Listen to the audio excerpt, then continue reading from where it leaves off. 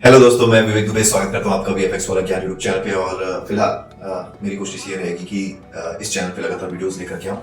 तो वैसे तो बहुत सारे एप्लीकेशन हैं और बहुत सारे सॉफ्टवेयर हैं जिसे हमें सीखना होता है, जैसे कि मैंने यहाँ पे वीडियोस डाल के रखा हुआ है 3ds मैक्स का, माया का, जीब्रस का, फोटोशॉप का और इलस्ट्रेटर का। पर अभी जो मैं शुरू करने जा रहा हूँ वो इलस्ट्रेटर का है। तो इसका मतलब ये नहीं है कि यार लोगों ने जीब्रस का वीडियो देख करके सब्सक्राइब किया है वो यहाँ से चले जाएं, क्योंकि मैं उससे रिलेटेड भी वीडियोस लेकर के आऊँगा। बस थोड़ा सा पेशेंस रखना होगा आपको, क्योंकि मैं कोशिश करता हूँ कि आधी रात में जब भी मेरे पास समय हो मैं ये क्रिएट कर सकूँ। मैं जॉब करता हूँ, उसमें से जो समय मिलता है उसका यूज़ करके मैं यहाँ पे वीडियोस लेकर के आता हूँ। पर मैं चाहूँगा कि आप लोग जितने भी लोगों ने चैनल सब्सक्राइब किया, चैनल सब्सक्राइब करके रखें, ताकि मैं वीडियोस लेकर के आता रहूँ। और ये जो नंबर्स हैं सब्सक्राइबर्स के, ये मुझे मोटिवेट करते हैं कि मैं इसमें काम कर सकूँ। तो फिलहाल ये सॉफ्टवेयर मैंने ओपन करके रखा हुआ है एडोबी इलस्ट्रेटर, जहाँ पे आप देख सकते हैं कि टॉप पे मेन्यू बार है और उसके बाद इलस्ट्रेटर का आइकन है। और यहाँ पे आप देख सकते हैं न्यू फाइल का ऑप्शन है, ओपन का ऑप्शन है और होम है। और जो वर्जन मैं यूज़ कर रहा हूँ एडोबी इलस्ट्रेटर का वो है एडोबी इलस्ट्रेटर 2023। आप चाहे तो 2024 या 2025 के साथ भी काम कर सकते हैं। और अगर आपके पास पुराने वर्जन हैं तो भी कोई प्रॉब्लम नहीं है, आप वहाँ से ही शुरू कर सकते हैं इसको सीखना। तो जैसे ही हम इस पर वर्क करना शुरू करते हैं, सबसे पहले आपको लेना है ब्लैंक डॉक्यूमेंट, जिसका मतलब है कि आपको न्यू डॉक्यूमेंट लेना है, जो आप फाइल मेन्यू में जाकर के भी ले सकते हैं। तो हम चलते हैं फाइल मेन्यू पे और यहाँ से लेते हैं न्यू। जैसे आप न्यू लेते हैं आप देख सकते हैं यहाँ पे आपको कई सारे प्रीसेट दिखाई देते हैं। प्रीसेट कहने का मतलब है जो स्टैंडर्ड है पेपर के साइज का, एक स्टैंडर्ड पहले से सेट है, या फिर वीडियो का जो साइज है उसका स्टैंडर्ड एक पहले से सेट है। तो वो यहाँ से आप सिंपली आपको क्लिक करना है और उसके बाद आपको वर्क करना है। तो यहाँ पे आप देख सकते हैं मोबाइल के कुछ सेटिंग्स दिए हुए हैं, वेब रिलेटेड कुछ साइज के सेटिंग दिए हुए हैं, प्रिंट से रिलेटेड कुछ साइज की सेटिंग दी हुई है, और फिर वीडियो से रिलेटेड है और आर्ट एंड इलस्ट्रेशन से रिलेटेड है।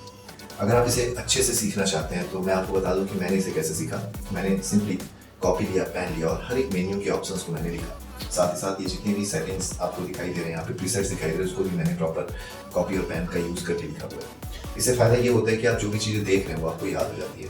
अब 100% याद हो जाना ये आपके मेमोरी पर डिपेंड करता है कि आप उसे कितनी जल्दी याद कर पाते हैं। पर जनरली अगर आप 100 पॉइंट्स लिखते हैं तो उसमें से 10 पॉइंट्स आपको याद हो जाते हैं, तो आप उनसे बेटर हो जाते हैं जिन्होंने बिल्कुल लिखा ही नहीं है, क्योंकि उनको वो 10 पॉइंट्स भी याद करने में बहुत ज़्यादा समय लग सकता है। तो ये है पहला टिप्स मेरी तरफ से जो आप ट्राई कर सकते हैं। पूरे के पूरे ऑप्शंस को, मेन्यूज को आप कॉपी पे लिखें, ताकि आपको जो शब्द है, जो टर्म्स है इलस्ट्रेटर में यूज़ होने वाले वो पता चल सके। तो यहाँ पे अभी हम एक न्यू डॉक्यूमेंट लेते हैं और मैंने ले लिया प्रिंट पे ले लिया A4। तो A4 कहने का मतलब ये है कि इससे हम पहले से इंट्रोड्यूस्ड हैं, पहले से हम जानते हैं A4 साइज़ का पेपर होता क्या है। स्कूल के टाइम से अगर आप A4 साइज़ का जो पेपर है उसका यूज़ करते आ रहे हैं, तो इसी साइज़ को लेकर के आगे बढ़ते हैं। अगर आप देखें तो यहाँ पे आप देख सकते हैं A4 साइज़ का पॉइंट में ये वैल्यू है, बट अगर मैं इसे इंचेस में कन्वर्ट कर दूँ तो 8.26 एंड 11.69 इस तरीके से यहाँ पे साइज़ दिया है। ये जो दो ऑप्शन है ये है आपका ओरिएंटेशन, जिसमें पोर्ट्रेट और लैंडस्केप है। इसके अलावा अगर यूनिट की बात की जाए इलस्ट्रेटर की, तो इसमें पिक्सल्स है, पॉइंट्स है, विकास है, इंचेस है, फीट एंड इंचेस है, यार्ड्स है, मिलीमीटर्स है, सेंटीमीटर्स है, मीटर्स है। तो जो भी यूनिट आप यूज़ करना चाहते हैं, यूनिट का भी नॉलेज रखना आपको जरूरी है। अगेन ये थोड़ा थ्योरेटिकल पार्ट है कि जैसे कि मैं आपसे कहूँ कि यार कितने इंचेस, मतलब कितने सेंटीमीटर में 1 इंच होता है, या 10 इंच में कितने यार्ड्स होते हैं, तो आपको वो कैलकुलेट करके निकालना आना चाहिए। तो ये सारी सेटिंग भी आपको अच्छे से सीख लेनी है, समझ लेनी है, और कोशिश करनी है कि ये सारी चीज़ें आप लिख करके करें। इसके बाद अगर हम यहाँ पे देखें तो आपको लिखा हुआ मिलता है आर्टबोर्ड। तो अगर आप मल्टीपल पेजेस पे काम करना चाहते हैं तो, या मल्टीपल डॉक्यूमेंट पे काम करना चाहते हैं सिंगल फाइल पे रहते हुए, तो आप आर्टबोर्ड का यूज़ कर सकते हैं। जैसे कि यहाँ पे अभी मैंने 1 रखा हुआ है, बट इसको मैं 2 कर लेता हूँ आपको रिव्यू दिखाने के लिए। इसके अलावा यहाँ पे ब्लेड का प्रोसेस दिया हुआ है, इसमें टॉप और बॉटम, लेफ्ट और राइट का ब्लेडिंग आप सेट कर सकते हो। इसको हम डिटेल में समझेंगे आगे की ब्लेडिंग होती क्या है, बट इसके लिए आप चैनल को सब्सक्राइब कर लें, ताकि आप हर एक कंसेप्ट को, हर एक थ्योरेटिकल कंटेंट को अच्छे से समझ सकें। इसके बाद आती है बारी यहाँ पे कलर मोड की। तो इलस्ट्रेटर जो है वो 2 कलर मोड को सपोर्ट करता है, एक है आपका RGB कलर मोड और एक है CMYK की। RGB जनरली हम जो भी इलेक्ट्रॉनिक डिवाइस है उसके लिए जब आप डिज़ाइन रेडी करते हो, जैसे कि टेलीविज़न के लिए या फिर वेबसाइट के लिए या फिर मोबाइल डिवाइस के लिए, तो वहाँ पे आप RGB लेकर के चल सकते हैं। पर वहीं अगर आप प्रिंट पर्पज से पे वर्क कर रहे हो, प्रिंट का काम कर रहे हो, तो वहाँ पे आप लेके चल सकते हो CMYK। RGB और CMYK कहने का मतलब ये है कि कलर का मॉडल है, यानी RGB में आपको रेड, ग्रीन एंड ब्लू मिलता है, उसी तरीके से CMYK सियान, मैजेंटा, येलो और क्रिप्टॉन से मिलकर बना हुआ है।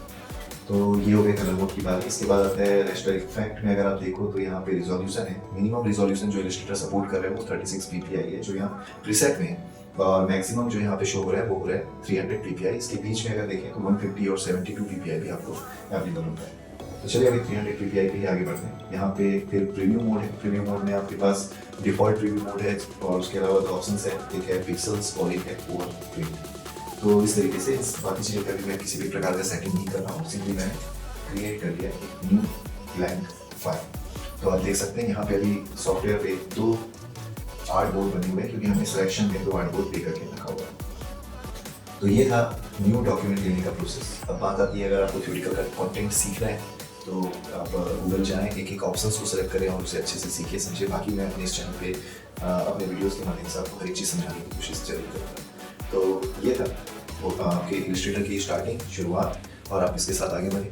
आगे आने वाले वीडियोज़ में हम इसको लेके और आगे बढ़ेंगे और कई सारे कंटेंट तैयार करेंगे। तो आज के लिए बस इतना ही। मैं आपको मिलता हूँ नए वीडियो के साथ, तब तक के लिए लेते रहें VFX वाला ज्ञान। धन्यवाद।